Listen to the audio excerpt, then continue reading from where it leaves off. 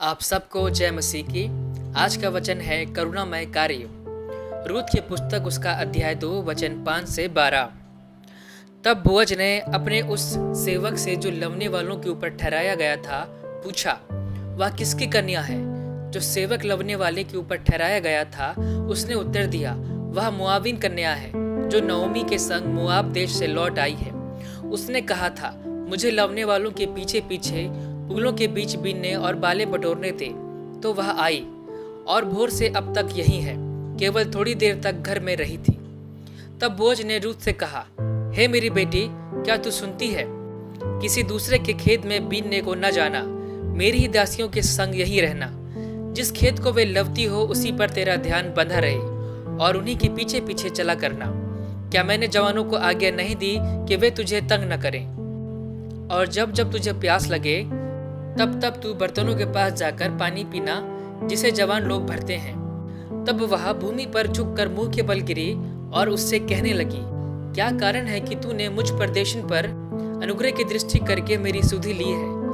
Boaz ने उत्तर दिया, जो कुछ तूने पति की मृत्यु के बाद अपनी सास से किया है और तू किस प्रकार अपने माता पिता और जन्मभूमि को छोड़कर ऐसे लोगों में आई जिनको तू पहले न जानती थी, यह सब मुझे विस्तार के साथ बताया गया है। यहोवा तेरे कार्य का फल दे और इज़राइल का परमेश्वर यहोवा जिसके पंखों तले तू शरण लेने आई है तुझे पूरा बतला दे। आमीन। गर्भपात से पीड़ित होने के कुछ महीनों बाद वैलेरी ने गेराज सैल करने का निर्णय लिया। कुछ मील की दूरी पर रहने वाले उसके एक पड़ोसी शिल्पकार जेरल्ड ने बड़ी उत्सुकता से उससे बच्चे का वह पालना खरीद लिया जिसे वह बेच रही थी। वहां पर बात करते हुए उसकी पत्नी को वैलेरी के गर्भपात के बारे में मालूम हुआ। घर जाते हुए रास्ते में उसकी स्थिति के बारे में सुनने के बाद जेरल्ड ने वैलेरी के उस पालने का उपयोग करके उसके लिए एक उपहार बनाने का निर्णय लिया। एक सप्ताह के बाद उसने आसियों के साथ वैलेरी को एक सुंदर बेंच भेंट की। वैलेरी ने कहा कि संसार में अच्छे लोग भी हैं और उसका प्रमाण यहाँ पर है। वैलेरी की तरह रूत और नओमी को भी भारी नुकसान उठाना पड़ा।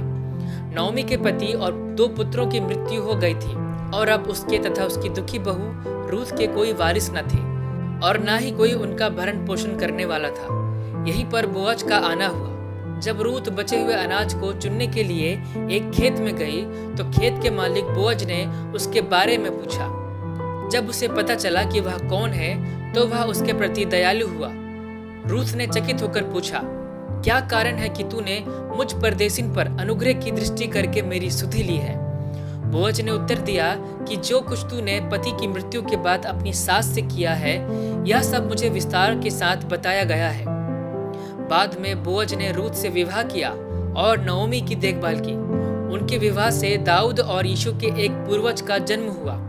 जैसे दूसरों के दुख को बदलने में सहायता करने के लिए परमेश्वर ने जेरल्ड और बोअज को उपयोग किया, वैसे ही वह पीड़ा में पड़े दूसरे लोगों के प्रति करुणा और सहानुभूति प्रकट करने के लिए हमारे माध्यम से भी काम कर सकता है। विचार करें, आपने करुणा का कार्य कब किया था और उसका परिणाम क्या था? आइए प्रार्थना करें। हे प्रिय परमेश्वर, मुझे छुड़ाने के लिए अपने पुत्र को भेजने के लिए आपका धन्यवाद, जो कि सबसे बड़ी करुणा है। आमीन।